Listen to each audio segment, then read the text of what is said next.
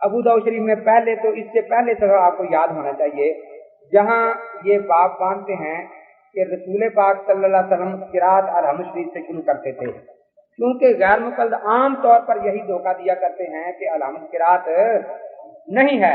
इसलिए जहाँ बाबुल किरात आता है, ये इससे 3 वर्ष पीछे आ रहा है, उसमें इमाम अबू दाऊद रहमतुल्लाह अलैह हजरत अनस की रिवायत लाते हैं, अन्ना नबी सल्लल्लाहु अलैहि वसल्लम व उमर व उस्मान कानू यफ्तातिहूनल किराता बि अल्हम्दुलिल्लाहि रब्बिल आलमीन। उसके बाद बाब किरात खल्फुल इमाम जो है, उसमें पहले तो लाए हैं अबू सईद की रिवायत रजी अल्लाह तआला अन्हु, उमिरना अन नक़रा बि फातिहातिल किताबे व मा तयस्सर।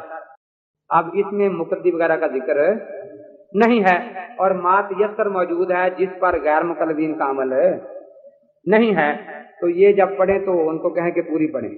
अगली उखरुज फनादे फिल मदीनति अन्नहु ला सलाता इल्ला बिकुरानिन वलौ बिफातिहातिल किताबे फमा ज़ादा। इसमें भी मुक़द्दी का जिक्र नहीं। उसके बाद हजरत उबादा बिन सामित रज़ी की रिवायत लाए हैं, ला सलाता लिमन लम यक़रा बिफातिहातिल किताबे फसाइदन काला सुफियान लिमन युसल्ली वहदहू। साथ ही लिख दिया है कि ये हदीस अकेले नमाजी के लिए है, इसमें फसाइदन भी है। उसके बाद वो हदीस लाए हैं जो तिरमिज़ी में भी आएगी, अबू दाऊद में भी आ रही है, जिसके बारे में हजरत फरमा रहे हैं कि इसका जवाब अच्छी तरह समझाना। अब उसकी सनद सुने। ये हदीस आपको अबू दाऊद शरीफ से ज्यादा समझ आएगी बाकी किताबों की निस्बत। इसमें मरकजी रावी जो हैं वो मकबूल हैं। मकबूल के 6 शागिर्द हैं, जिनमें से 5 अबू दाऊद में हैं और 6 दारक़ुतनी में। कितने शागिर्द हैं मकबूल के? 6 शागिर्द है। इन 6 शागिर्दों में से 3 शागिर्द जो हैं वो सनद बयान करते हैं मकबूल अन उबादा बिन सामित। मकबूल और उबादा के दरमियान कोई वास्ता नहीं चाहिए, अबू दाऊद में मौजूद है, और मकबूल का उबादा से कोई सिवा नहीं है, ये मुरसल रवायत है।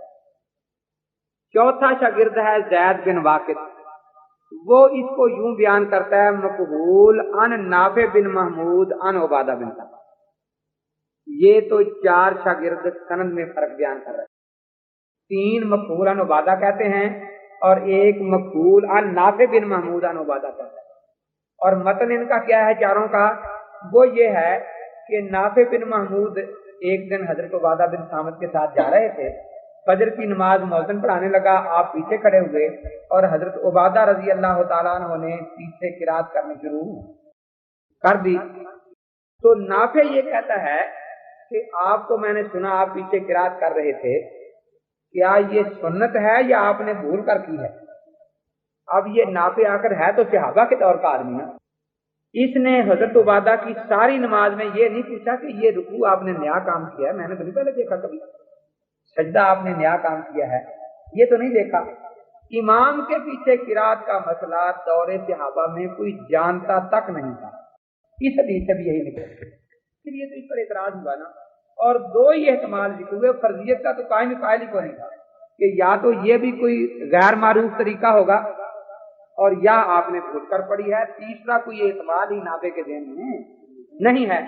तो हजरत उबादा बिन सामित रज़ी अल्लाह ने हदीस नकल फरमाई, लेकिन इल्ला बि उम्मिल कुरान जुमला इस्तिस्नाइया पर खत्म कर दी।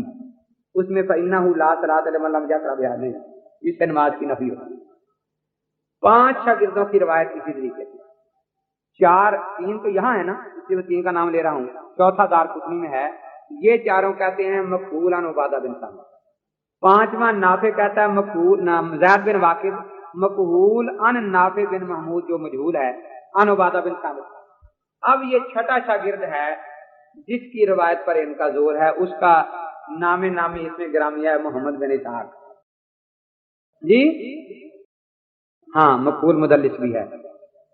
तो ये मोहम्मद बिन इसहाक जो है, इसने जो काम किया है वो समझने की बात है।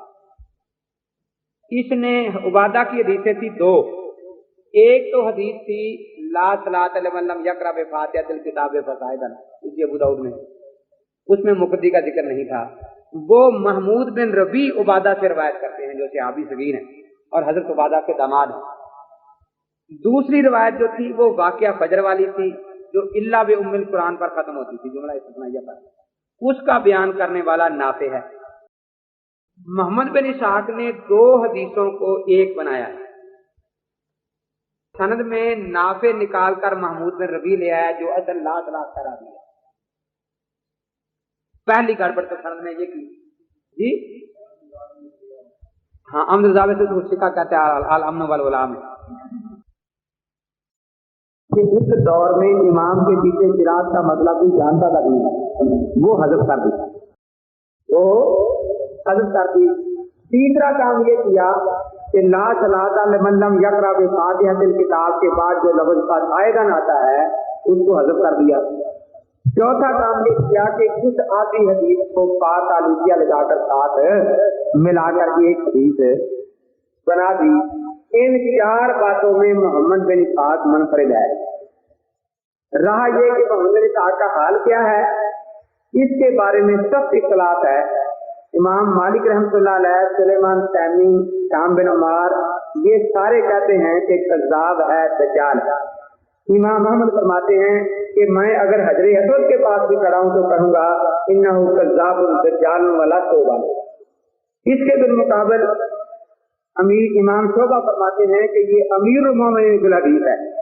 देखिए ना, उधर दज्जाल कहने वाले भी हैं और इधर इसको अमीरुल मोमिनीन बिल हदीस कहने वाले भी हैं। ताकि एक बता दूं, खास साहब कश्फ आदमी निजाम में लिखा है कि ये पढ़ाता पढ़ाता सो जाया करता था शागिर्दों के सामने। तो एक दिन पढ़ाते पढ़ाते सो गया तो आंख पूरी तो कहता है कि अभी ख्वाब में मैंने देखा कि पुलिस का एक आदमी आया और एक गले में रस्सी डालकर ले गया।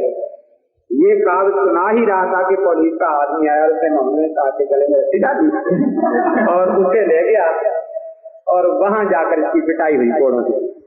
तकदीर का मुनकर था, मेराज जिस्मानी का मुनकर था ये मोहम्मद बिन इसहाक। तो बहरहाल इसके बारे में है तो सब इख्तिलाफ। अल्लामा ज़हबी रहमतुल्लाह ने मीज़ान में सारे अक़वाल वगैरह दर्ज करने के बाद कौले फैसल ये लिखा है कि जहां ये मुनफरिद हो वहां उसकी हदीस मुनकर हो, जहां ये मुनफरिद हो वहां इसकी हदीस मुनकर हो।